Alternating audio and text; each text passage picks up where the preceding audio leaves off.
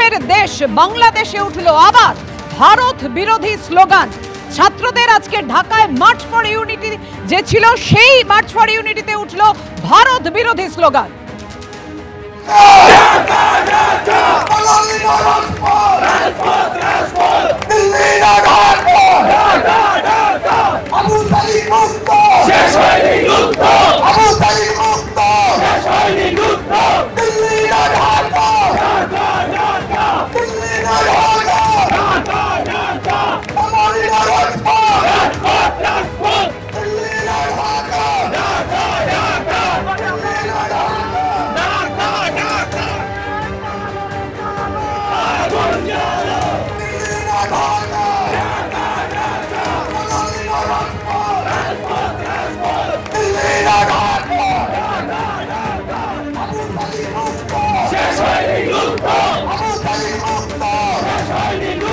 বিদেশের দেশ বাংলাদেশে ফের ভারত বিরোধী স্লোগান।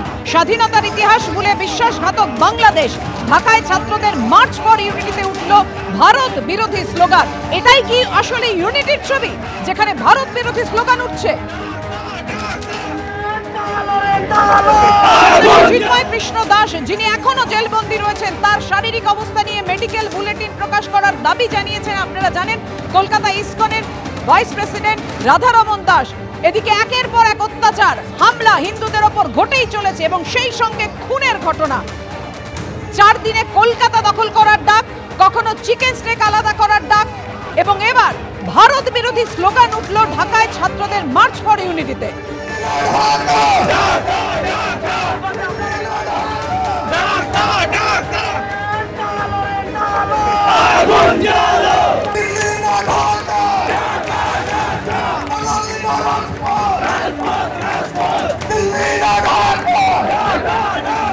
আপনারা জানেন, এর আগেও ইসকনের ওপর তীব্র আক্রমণ শানানো হয়েছিল বাংলাদেশে।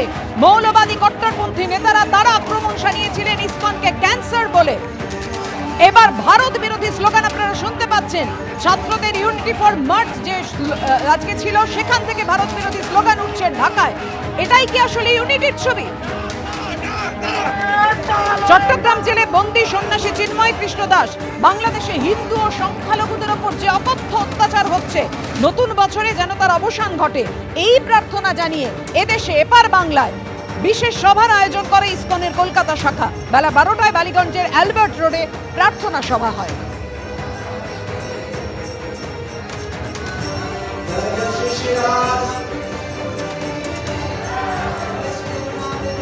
সম্প্রীতির বার্তা দিতে পারে যখন প্রার্থনা সভার আয়োজন, ওপারে তখন ভারত বিরোধী স্লোগান ছাত্রদের মার্চ ফর ইউনিটিতে।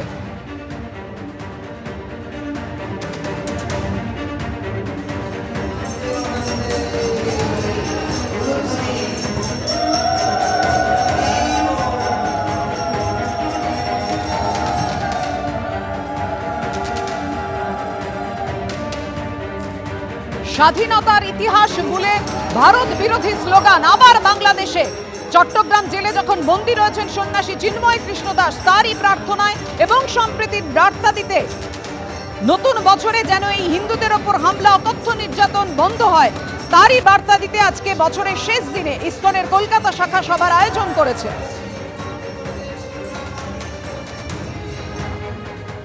যে ওখানের যে সনাতনী জোট আছে বাংলাদেশে, ওরা জানিয়েছে কি চিন্ময় কৃষ্ণ বাবুর শরীর খারাপ, ওনাকে হসপিটালেও নিয়ে যাওয়া হয়।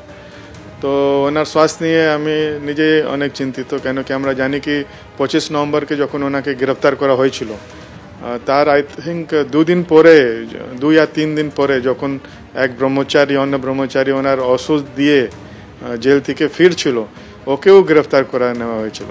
তো আমি যত জানি 3 থেকে 4 ব্রহ্মচারী জেলে ভেতরে আছে, ওনার যারা ওনাকে হেল্প করছিল, ওষুধ দিচ্ছিল। তো এটা খুব কি বলবো, আমার কাছে কিছু ওয়ার্ড নেই।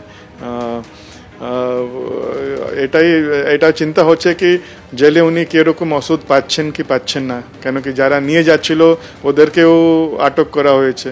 আমরা এটাও জানি না কি কি অপরাধে ওদেরকে গ্রেফতার করা হয়েছে। তো এটাই আশা করে কি বাংলাদেশ গভর্নমেন্ট একটা মেডিকেল বুলেটিন জারি করবে কি ওনার স্থিতি কিরকম আছে, কেন কি অনেক লোক ওটা চিন্তা ওনার স্বাস্থ্য নিয়ে চিন্তা করছে।